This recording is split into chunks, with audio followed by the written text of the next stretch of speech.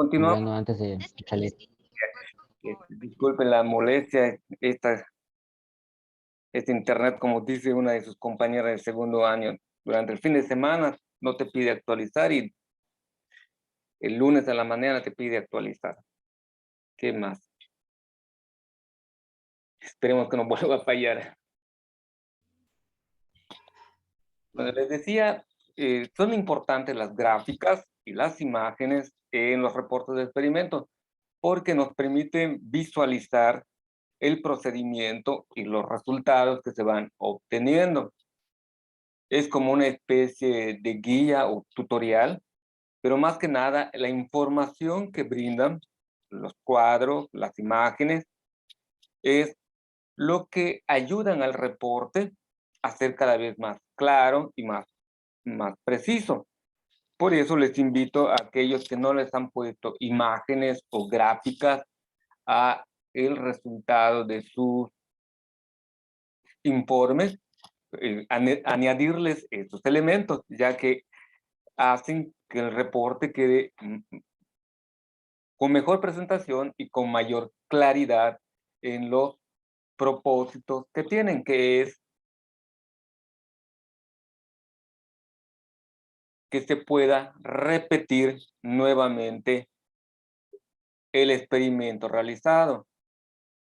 Esa es una de las finalidades que tienen estos reportes, que otra persona pueda replicar lo que ustedes han hecho en el experimento.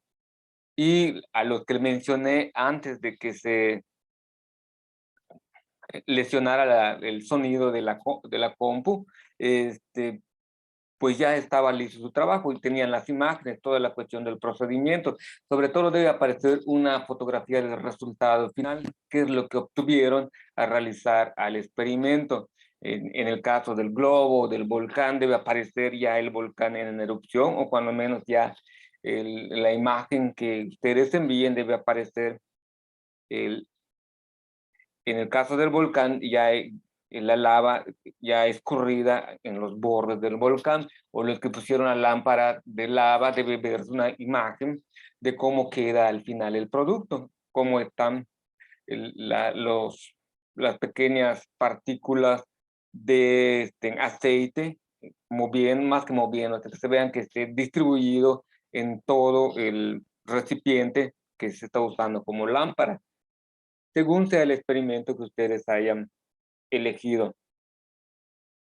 Pero las imágenes nos vienen a dar esa claridad con respecto a la información ya recopilada del experimento. Algunas de las gráficas que vemos, la más común en la tabla, la gráfica cartesiana, que es esta que está acá arribita, que te van dando el vertical y horizontal y te van dando algunas numeraciones o valores que te van permitiendo ir acomodando e interpretando la información.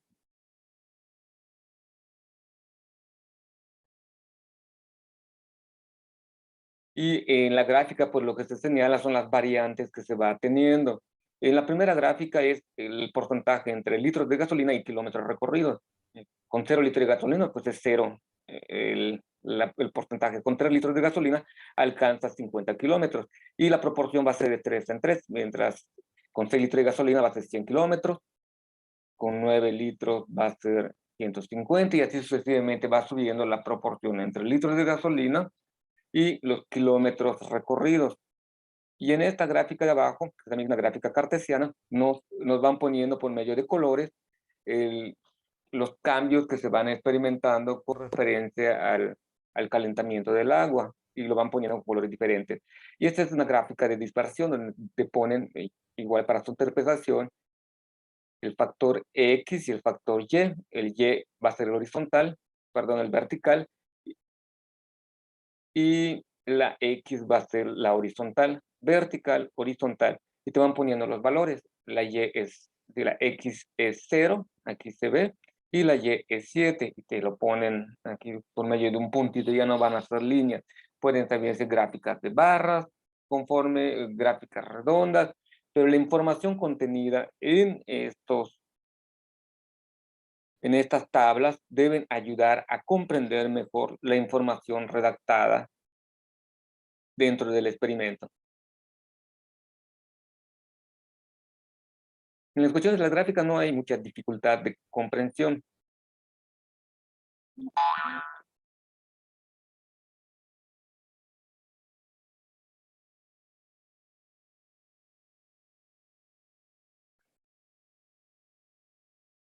Ahora sí vamos a pasar a las oraciones impersonales. ¿Qué es una oración impersonal?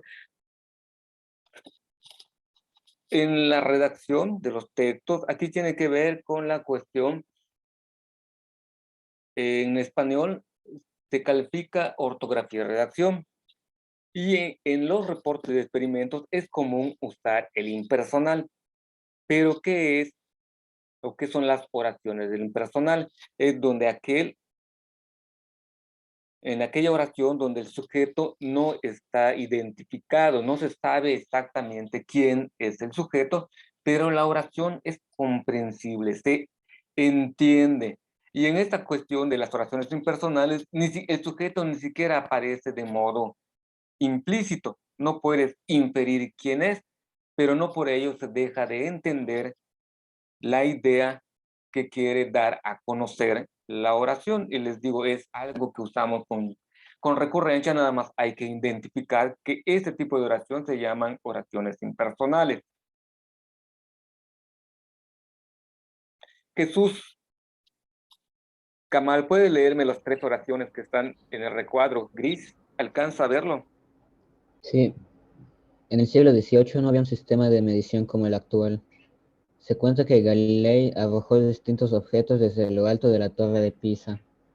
Las mediciones no eran precisas, pues se carecía de instrumentos para realizarlas. En la primera oración existe sujeto, pues un sistema de medición como el actual responde a la pregunta ¿qué no había? Y no responde a la pregunta ¿quién? Es decir, el objeto directo del verbo haber, no su sujeto. En la segunda oración, el sujeto es indeterminado, puede ser la gente de esa época o los historiadores, los científicos, entre otros. En la tercera oración, el sujeto del verbo carecer también es indeterminado y está representado por el pronombre se. En este tipo de oraciones impersonales, el verbo siempre está conjugado en tercera persona del singular.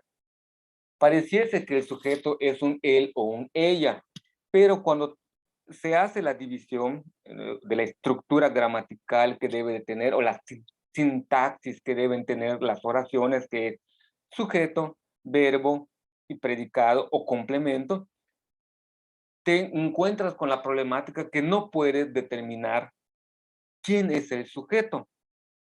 Y por eso a este tipo de oraciones se les conoce como impersonales. Lo usamos de modo cotidiano, pero es probable que no identifiquemos que así se llama. Y sería bueno que lo vayan considerando ustedes en ese sentido.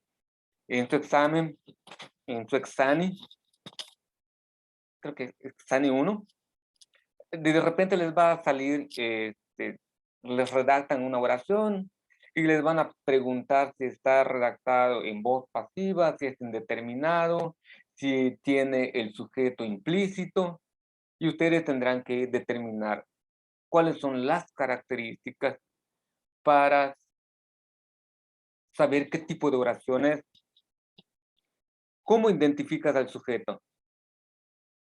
Si se acuerdan con la pregunta ¿quién es el que está realizando la acción? Prácticamente se tiene que considerar al verbo, identificar al verbo y preguntas quién está haciendo esa acción para que te salga quién es el sujeto. Ahora, ¿cómo está afectando esa acción? Tiene que ver con el complemento.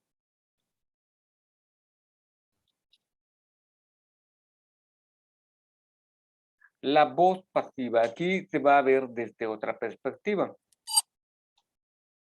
Otra manera de describir un objeto o fenómeno es utilizar la voz pasiva. Esta se utiliza cuando el interés del hablante recae en el objeto del verbo y no es quien realiza la acción. es pasivo en cuanto que el sujeto la padece y no la realiza.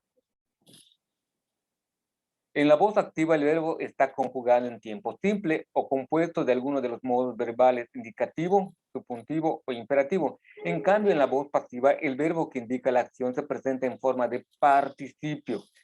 Cuando ustedes vean un verbo conjugado en participio dentro de una oración, es probable que se esté usando la voz pasiva. ¿Y cómo sé que el verbo está en participio? ¿Alguno de ustedes se acuerda? Yeshua. ¿Se acuerda cómo se identifica un verbo en participio? Yeshua.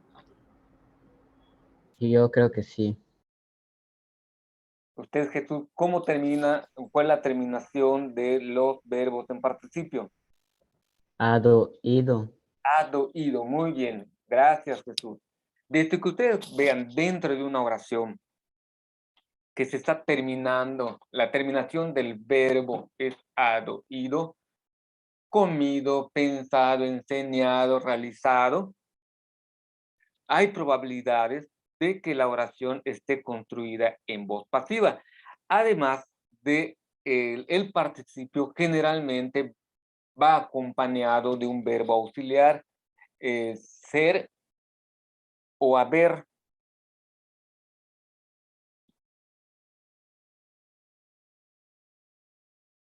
El participio concuerda en género y número con el sujeto paciente. Por ejemplo, Galileo Galilei es considerado uno de los precursores del método científico. Aquí en el diagrama nos ponen sujeto, en azul es Galileo, es quien está padeciendo la acción. El verbo ser, estar, que es complemento del verbo en participio, considerado.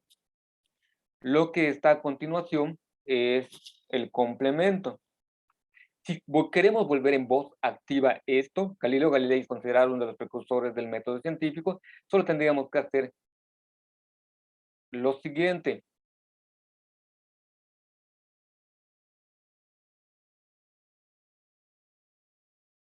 El precursor del método científico es Galileo Galilei, o se considera que el precursor del método científico es Galileo Galilei. No existe una forma o una única forma de convertirlo a voz activa. Y al igual que la voz pasiva, también no se redacta en una sola forma o una sola fórmula. Puede haber unas pequeñas variaciones y no por eso va a estar incorrecto, o deja de ser voz pasiva o deja de ser voz activa.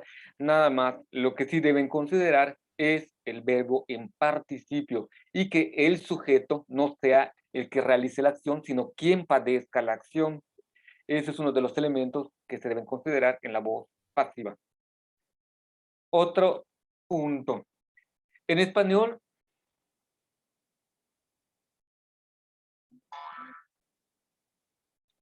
se prefiere la voz activa, por lo que no es frecuente la voz pasiva. Por ello, la construcción es más utilizada en la voz, es la voz refleja, cuya estructura es parecida a la impersonal con C, pero a diferencia de esta, en la pasiva refleja el verbo puede estar conjugado en singular o plural para concordar en número con el sujeto paciente que se coloca después del verbo. Por ejemplo, ¿puede leer los ejemplos, Sofía? Sí. Se hizo una marca en el extremo elevado de la tabla acanalada. Inicialmente se previó varios ángulos.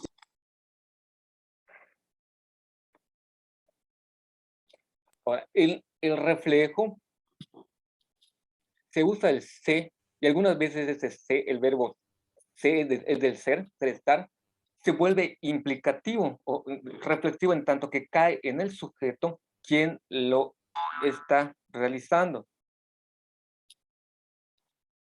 En este caso, la marca no se hizo sola, ni los ángulos se probaron a sí mismos, sino que alguien, el experimentador, hizo la marca y probó los ángulos.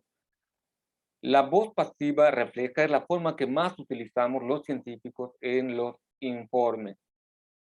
En la redacción que ustedes me enviaron, aparece este tipo de oraciones, pero les vuelvo a repetir, la cuestión es que no siempre sabemos si estamos utilizando adecuadamente o no estos elementos de redacción. Esto tiene que ver con la cuestión de la redacción. En el español, uno de los objetivos es que ustedes aprendan a utilizar adecuadamente y correctamente los recursos que nos ofrece e identificar esas partes que tiene nuestra lengua materna. Así como ustedes aprenden otros idiomas, inglés, francés, alemán, chino, mandarín, y van aprendiendo la estructura gramatical, también en el español, conforme más vayan avanzando, mejor van entendiendo la complejidad y la belleza que tiene la construcción de nuestra lengua materna, que es muy, muy bella. Si alguno en día de mañana quiere ser lingüista, verá que comprenderá mucho mejor esto que hoy nos puede resultar algo confuso o como alguna vez, espero que ustedes no lo hayan dicho, ¿para qué nos va a servir en nuestra vida saber de ello? Les va a servir dependiendo de a qué se van a dedicar en su vida. Para mañana vamos a retomar las oraciones compuestas. A pesar de que ya les subí el video donde les explico este elemento, lo retomamos mañana y hacemos 2 actividades pendientes en la compu. Por el día de hoy hemos terminado. Estén pendientes. No me ha llegado ninguna indicación si ya tiene internet el maestro de inglés, pero le piden acceso. Si se dan cuenta que no les da acceso es porque todavía no tiene internet. ¿Sale? Pasen un bonito día y Sí, maestro. trabajo mañana. Cualquier duda. Sí. Cuídese, maestro. Dale, gracias. Bye, profe. Dale. Adiós. Nos vemos mañana.